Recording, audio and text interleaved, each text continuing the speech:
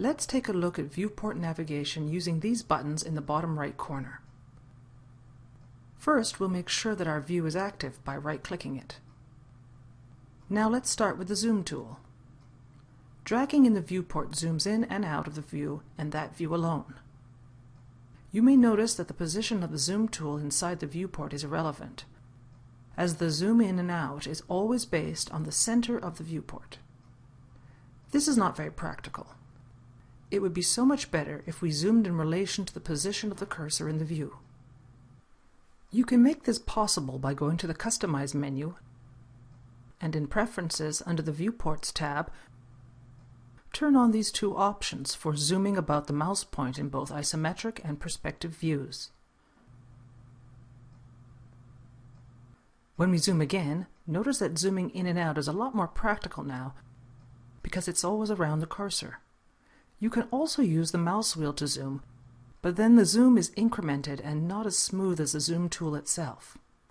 However, if you don't want to select the zoom tool from the navigation buttons, you can still use it by pressing Ctrl-Alt and dragging the mouse wheel in the viewport.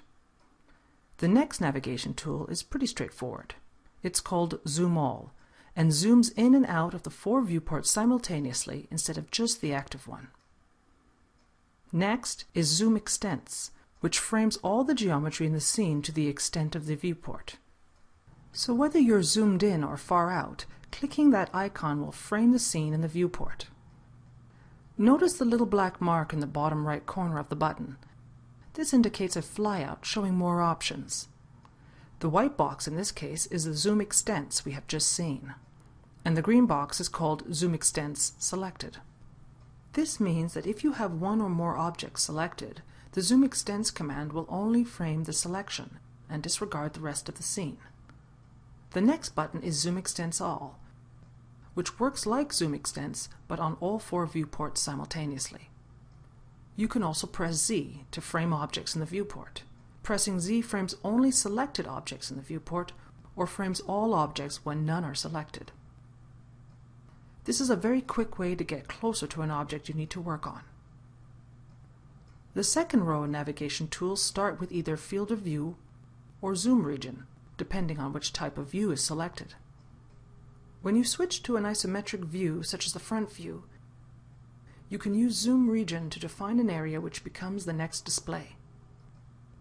When a perspective view is selected, Field of View lets you adjust the amount of the scene that is visible in the viewport and the amount of perspective flare. Be careful not to overuse Field of View, as it can create undesirable distortions. If you wish to undo a zoom or any navigation adjustments, you can press Shift-Z. The next tool is the Pan tool, to push or scroll the view left, right, up or down. But it is much easier to pan the view by dragging with the middle mouse button. Now let's look at orbiting around the scene. Orbiting lets you rotate around objects, so it makes sense to use it in the perspective view. When you enable an orbit option, a circular gizmo appears. By placing the cursor on the top or bottom quadrant points, you can rotate around a vertical orbit. If you place the cursor on the left or right points, you can rotate around a horizontal orbit.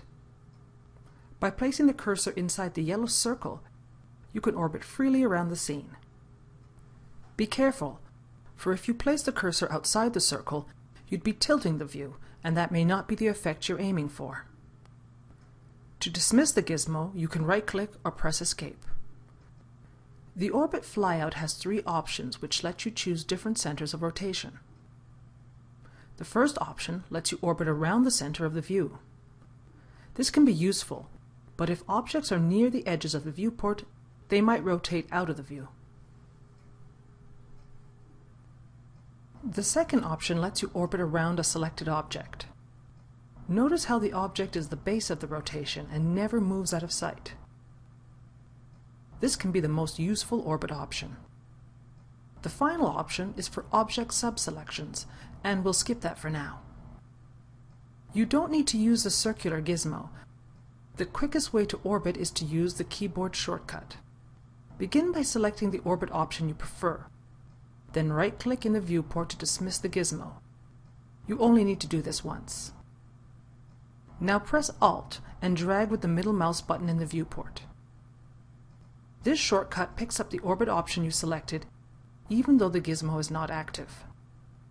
Finally, you can use the Minimize/Maximize toggle to take any active viewport and maximize it to fill the screen. Another click and you're back in the regular layout. You can also maximize and minimize the viewport by pressing Alt-W.